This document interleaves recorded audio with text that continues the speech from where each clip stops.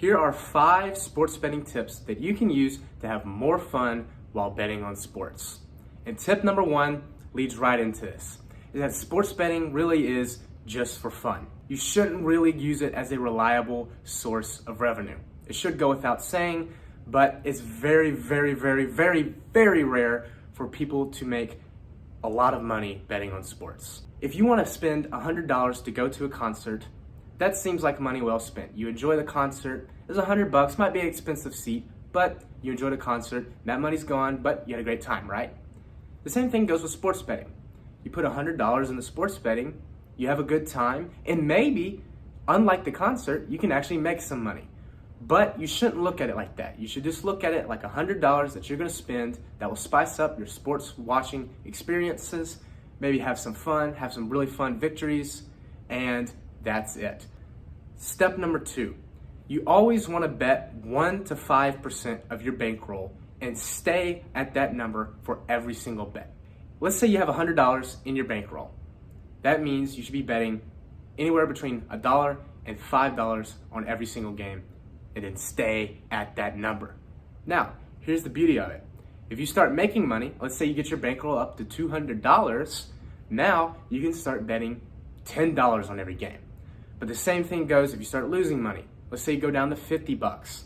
Well, now you only need to be betting $2.50 on every game. It might not seem like a lot of money compared to how much you've invested. But you get anywhere above 5%, you get up to 15, 20, 25%, it doesn't take much for you to lose all your money. For instance, if you're betting $25 and you only have $100 in your bankroll, all it takes is for you to lose 4 bets in a row, which, believe me, if you've been betting on sports long enough, that happens. Number 3, you never want to pick out your lines by just looking at the board. What do I mean by this? Well, you never just want to look through the lines of the games and say, oh, Alabama's minus 14? Yeah, I think I'll take Alabama here. Oh, Georgia's minus 17? I think I want to take Georgia minus 17. Don't do that.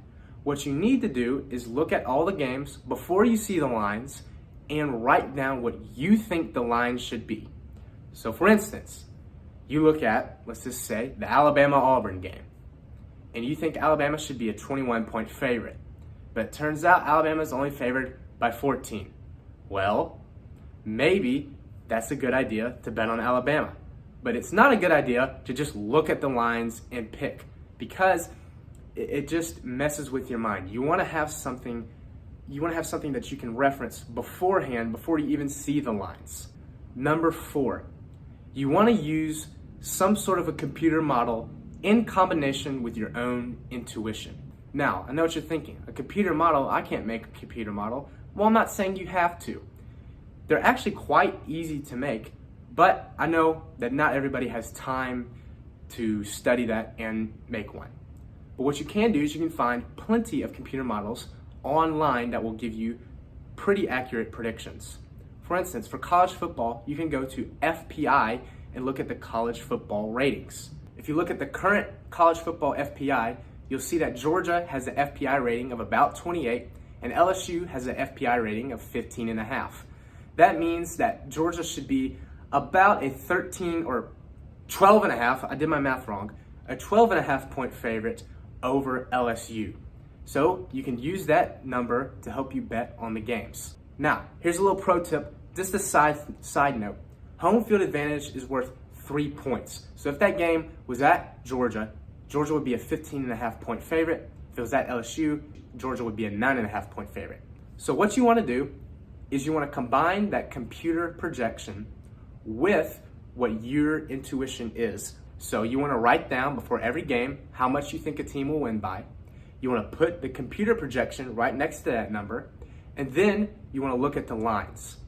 And you only bet on games where the computer projection and your intuition lines up against the Vegas line. So for instance, if Georgia is a 10-point favorite and you think they should be a 17-point favorite, and the computer model, whichever one you use, says Georgia should be a 15-point favorite, then you should probably bet on Georgia. But if it's different, so if you think Georgia should be a 17-point favorite and the computer model says they're only a 3-point favorite and the Vegas line is -10 for Georgia, don't bet on the game. Number 5, only bet on sports that you watch and that you keep up with. Don't bet on Indian ping pong tournaments if you've never watched one in your life. When you know the sport well and you keep up with it, you can use your intuition better, which is going to benefit you when betting on the games. Also, it might not be a bad idea to pick out smaller divisions or less watched divisions of sports. For instance, let's say you're a big fan of a Sun Belt team. That's going to benefit you.